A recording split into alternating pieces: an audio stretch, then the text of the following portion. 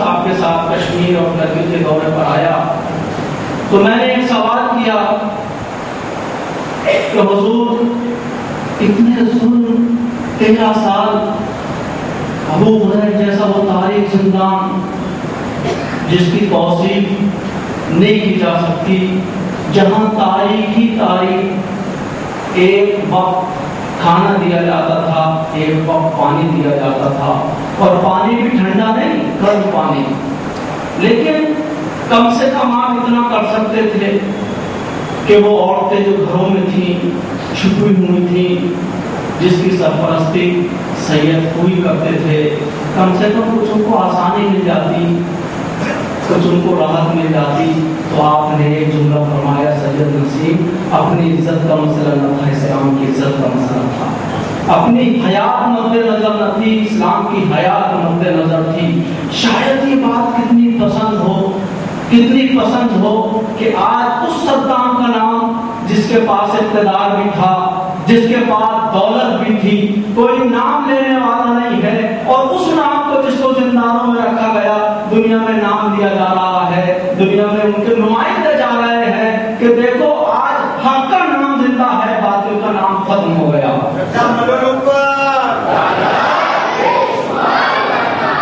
دیکھو کردار کی تلوار نے اور عمل کی ڈھال نے دولت کو ختم کر دیا، حکومتوں کو ڈھا دیا۔ ہمیشہ یہ دولتیں ان افراد کے سامنے آڑے آئی ہیں جن کے پاس بظاہر نہ حکومت تھی نہ دولت تھی، فقط انہوں نے جب بھی حکومتوں کو ختم کیا ہے، جب بھی باطل افکار کو کاٹا ہے، تو دولتوں کا سہارا نہیں لیا، حکومتوں کا سہارا نہیں لیا، بلکہ اپنے کردار سے کاٹا ہے، اپنے عمل سے کاٹا ہے۔ تو لہذا آج حکیم کا پیغام عوام کے لیے یہی ہے، خصوصاً ہندوستان کی عوام کے لیے، جہاں تم زندگی گزار رہے ہو وہاں تمہاری تعداد کم ہے، وہاں تم کم ہو، کوشش کرو، صحیح کرو، تلاش کرو کہ آپسی تال میل کو باقی رکھو، آپسی اتحاد کو باقی رکھو، اور اگر تم چاہتے ہو کہ آپسی اتحاد باقی رہے، اگر تم چاہتے ہو آپسی تال میل باقی رہے، تو دیکھو ان علماء کا ساتھ نہ چھوڑنا، یہ تمہارے ضامن ہیں، اور باطل طاقتیں چاہتی ہیں کہ اس سرپرستی کو ختم کر دے جو رسول سے ملی ہے، جو غدیر سے ملی ہے۔ اگر یہ سرپرستی ختم ہو گئی تو باطل طاقتیں جوانوں کو خراب کر سکتی ہیں، ان کی فکروں کو مطمئن کر سکتی ہیں، لیکن اگر تمہارے درمیان سرپرست موجود ہے، اور دیکھو اگر تم نے اس پر سرپرست کا ساتھ نہیں دیا اور تم بکھر گئے، تو اب دنیا کی کوئی طاقت تم کو متحد نہیں کر سکتی، اب دنیا کی کوئی طاقت تمہیں پھرو نہیں سکتی۔ اس لیے کہ ان سرپرستوں کی مثال اس ریسمان کی طرح ہے کہ جو موتیوں کو پھروئے ہوئے ہے، اگر وہ ریسمان ٹوٹ گئی تو موتی بکھر جائیں گے، موتی الگ الگ ہو جائیں گے، اور جب موتی بکھر جائیں گے اس لیے کہ تم نے ریسمان کو کمزور کر دیا ہے، تم نے ریسمان کے اقتدار کو ختم کر دیا ہے، اپنی چاہے دولت کی وجہ سے ہو، چاہے اپنے اقتدار کی بیس پر ہو، تو یہ سمجھ لو کہ تم میں کبھی ترقی نہیں ہو سکتی، تم میں کبھی دینداری نہیں پھیل سکتی۔ دین تمہاری زبانوں پہ تو مل سکتا ہے، کردار سے دین نہیں مل سکتا، عمل میں دین نہیں آ سکتا۔ اس لیے کہ صحیح دین اگر ملے گا تو ان علماء سے ملے گا جنہوں نے سوکھی روٹی کھا کر دین کی تربیت کی ہے، جنہوں نے پاپوں میں دین کو یہاں تک پہنچایا ہے۔ دولت سے دین نہیں بچا ہے، اگر دین بچا ہے تو کردار سے بچا ہے، اگر دین بچا ہے تو افکار سے بچا ہے، ورنہ کیا وجہ تھی جب حوض علمیہ نجف جس عروج پر تھا اور صدام کی حکومت آئی ہے تو اس نے سب سے پہلے حوض علمیہ پر اٹیک کیا ہے، اس نے تمام مراجع کو زندانوں میں ڈالا، شہید کیا، قتل کیا، در بدر کیا۔ میرا ایک سوال ہے، میں نے متعدد تقریروں میں کیا، جب مبلغین کے ساتھ رکھی، کیا وجہ تھی؟ یہ مسجدوں میں رہنے والے، یہ حسینیوں میں پڑھنے والے، یہ امام بارگاہوں میں پڑھنے والے، نہ ان کا اقتدار سے کوئی تعلق ہے، نہ ان کا سیاست سے کوئی تعلق ہے، یہ مقاصد پڑھ رہے ہیں، یہ کفایہ پڑھ رہے ہیں، یہ درس خارج پڑھ رہے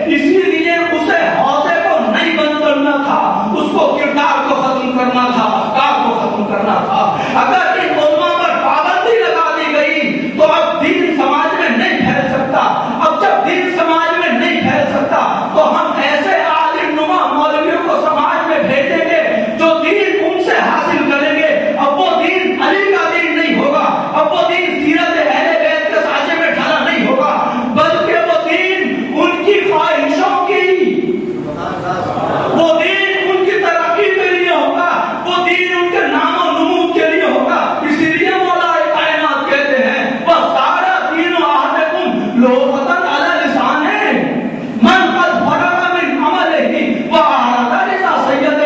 یہ لوگ جو دین کے کام کر رہے ہیں، یہ لوگ جو خرچ کر رہے ہیں، دولتیں لٹا رہے ہیں، سمجھ لو یہ دولتیں ان کے نام و نمود کے لیے ہے، اور دین ان کے عمل میں نہیں ہے، دین ان کے کردار میں نہیں ہے، بلکہ دین ان کی زبانوں میں ہے.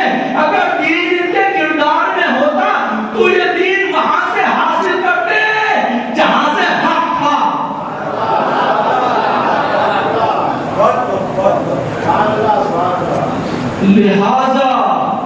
لہذا میں سوال کرتا ہوں، اس قوم سے سوال کرتا ہوں، ان جوانوں سے سوال کرتا ہوں، اگر تم ذرا سے مریض ہو جاتے ہو، ذرا سے مریض ہو جاتے ہو، دل کے مریض ہو جاؤ، چاہے کوئی دوسرا مرض لاحق ہو جائے، کیوں نہیں جاتے انجینئر کے پاس، کیوں نہیں جاتے کسی دوسرے کے پاس؟ یہ کہو گے کہ مولانا بیٹھ گئے ہو، مولانا پاگل ہو گئے ہو، یہ مرض انجینئر درست نہیں کرے گا، وہ گھر بنائے گا، وہ گھر کا نقشہ بنائے گا. یہ کام ہے ڈاکٹر کا، چونکہ اس نے 5 سال پڑھا ہے، 5 سال اس میں ریسرچ کی ہے، 5 سال تحقیق کی ہے، اس کے بعد MD کی ہے، اس کے بعد اس نے اور سند کو حاصل کیا ہے. لہذا اس کا اسپیشلسٹ وہ ڈاکٹر ہے. ایک بچہ ہے، اگر وہ کسی سبجیکٹ میں تحقیق کرنا چاہتا ہے تو وہ اگر کیمسٹری میں کر رہا ہے، اگر فزکس میں کر رہا ہے، اگر میتھ میں کر رہا ہے، تو وہ کہاں جائے گا؟ میتھ کے اسپیشلسٹ کے پاس جائے گا، کیمسٹری کے اسپیشلسٹ کے پاس جائے گا. اگر اسے کسی ایسے ٹیچر کے پاس بھیج دیا جائے جس نے میتھ بھی پڑھا ہے، جس نے کیمسٹری بھی پڑھی ہے، جس نے فزکس بھی پڑھی ہے، لیکن اس کا پورا میدان وہ نہیں ہے، اس نے تھوڑا تھوڑا ہائی اسکول میں، انٹر میں، 8ویں میں، 9ویں میں، لیکن اس کو اسپیشلسٹ بننا ہے. لہذا جائے گا اس کیمسٹری کے ٹیچر کے پاس جس نے اس میں 4 سال پڑھا ہے، جس نے 5 سال پڑھا ہے. مجھے سمجھ میں نہیں آتا، جب تم دنیا کے علوم کو حاصل کرتے ہو تو اتنا خیال رکھتے ہو کہ ہم تعلیم وہاں سے لیں جو اس کا اسپیشلسٹ ہے، لیکن جب تم دین کی تعلیم حاصل کرتے ہو تو جس سے چاہے لے لو، جس سے چاہے حاصل کر لو. میری سمجھ میں نہیں آتا کہ دین جس کے لیے انبیاء کو بھیجا، جس کے لیے ائمہ کو بھیجا، جس کے لیے اولیاء کو بھیجا، جن کے لیے اوصیاء کو بھیجا، وہ اتنا آسان ہو گیا جس سے چاہو اس سے لے لو. تو یہ ترویج علی والے دین کی نہیں ہے، چاہے کسی دین کی.